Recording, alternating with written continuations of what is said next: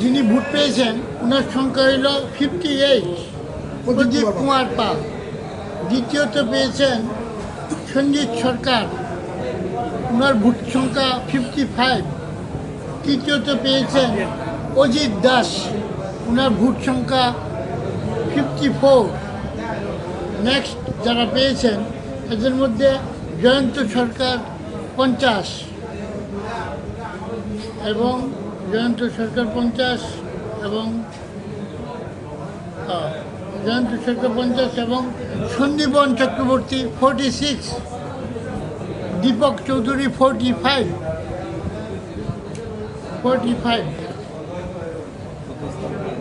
হ্যাঁ, সুরজিৎ সেনগুপ্ত 39 ভোট সংখ্যা, আর খুকন দেবনাথ 36,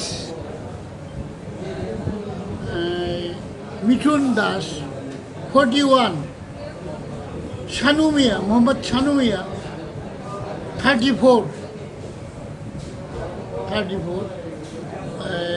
তারপরে সুনীল পাটোয়ারি 31 এবং অমলেন্দু দত্ত 31, একটা টাইপ আছে।